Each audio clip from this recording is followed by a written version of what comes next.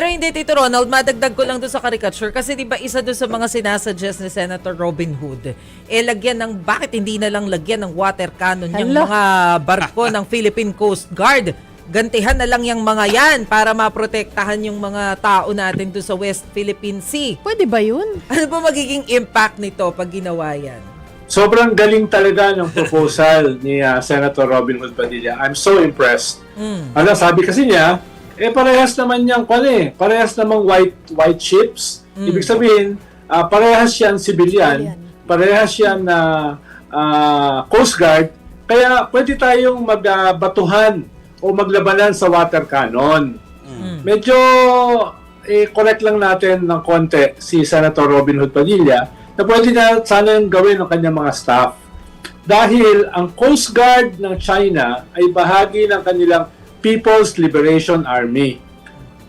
Yan ay under the Navy ng China. Yung ating Coast Guard ay under ng DOTR. Ibig sabihin nun, yung ating Coast Guard ay civilian. Hindi yan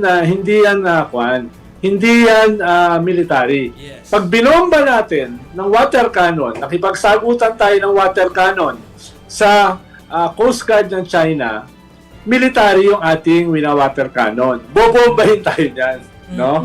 Kaya pakipaliwanag lang kay Robin Hood Padilla, magkaiba yung Coast Guard ng China at yung Coast Guard ng Pilipinas. No? Ikalawa, sinabi rin niya kahapon na itong mga bumabanat sa China ang tunay na pro-China. Yeah. Dahil kung kanila ay papasok daw yung China sa ating teritoryo.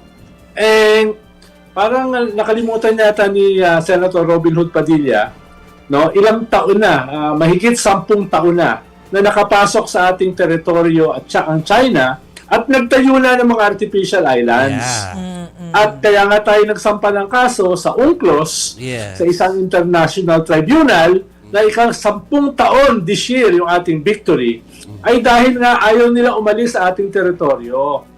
Kaya hindi ko alam kung saan kuweba nagtatago si Senator Robin Hood Padilla nitong nakaraang 13 taon o 14 na taon. Pero paalala lang, pumasok na ang China sa ating teritoryo. Nagtayo na nga ng mga artificial islands na merong submarine fence, merong missile silos, may mall, etc. At a few months back, ang sabi ng China, pati daw ang Palawan ay bahagi ng kanilang teritoryo. Kaya paalala lang na dun sa correction lang ng kaunti. Kaunti lang naman. Sorry, No? Chiki.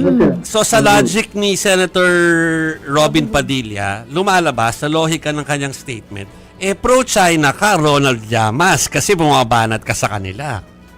Medyo. Oo, medyo. Napaisip nga ako kailangan ko magnilay. Lalo na, parating na ang Holy Week, kailangan ko magnilay bakit ako pro-China. Okay. No? Dahil No, kailangan ko pagnilayang maigi yan. No? Sa just Salamat lang naman kay yan. Senator Robin Hood Padilla.